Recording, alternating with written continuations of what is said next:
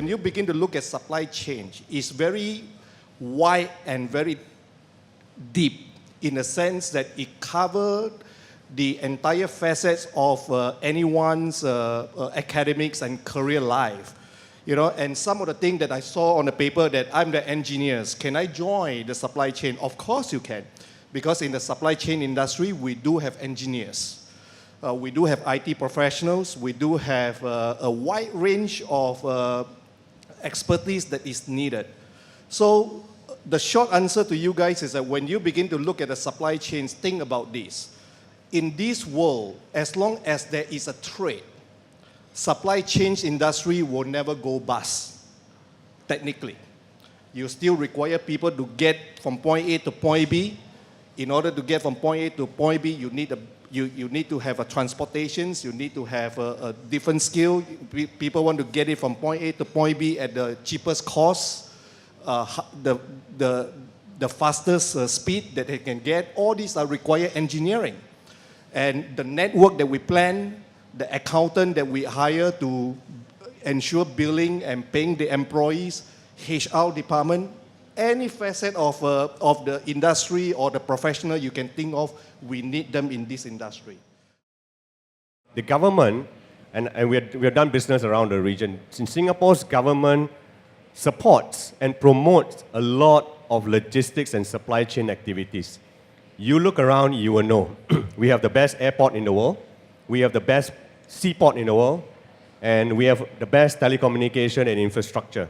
And the government actually grant a lot of businesses to set up headquarters here in Singapore. And because of that fact, the headquarter profile and the status rises up.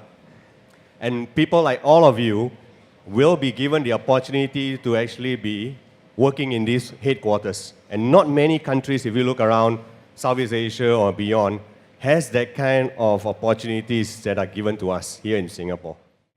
I must say that supply chain today is a critical function of an organization. So that's very important. So 20 years ago, no one bothers about supply chain. I mean, the fact that it never existed before, right?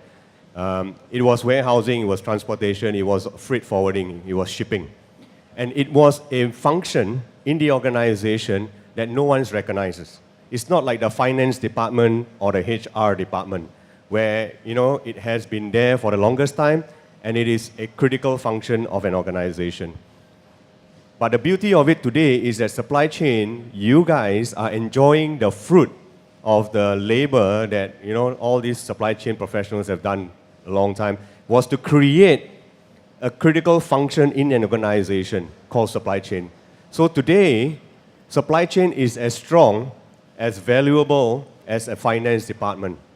You are a supply chain professional in company A, you can walk out and join a company B of any industry, because all industries today requires value chain, movement, supply chain. Every industry. The supply chain has evolved into what we call value creation today. Or in our organization, we call value realization.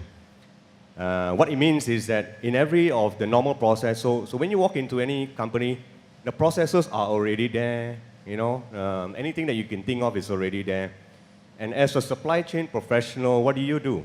All right, you are supposed to actually create value beyond what is already there so that you generate cost saving, all right, or cost avoidance to the organization, which, if you think about it, is actually affecting the bottom line for those who are in the finance.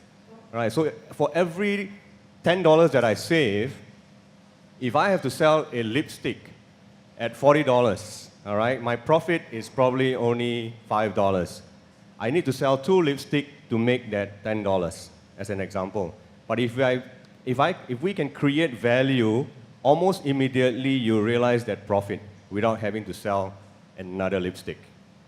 So when you go in with that kind of mentality, you are actually a value creator rather than a supply chain professional. Yes, you hold that title, but then think about it, the company depends on you to create value throughout the whole chain, and that chain is actually supply chain. Today at DHL, it's not only in supply chain, it's not working only in the warehouse. There are areas like you provide solutions for improvement. So I'm more of the solutioning side. Looking at legislation, where build and where's the best place to do, to create a hub, and where's the best place to do repair. So it's not only about warehousing. Supply chain covers a wide area in the logistics line. Supply chain is not about forward logistics. It's not about moving point A to point B only. Now we have to consider the return route, because there's a lot of laws in the country that prevent you from dumping your goods in another country. So there's a need for you to create supply chain to take care of the return route as well.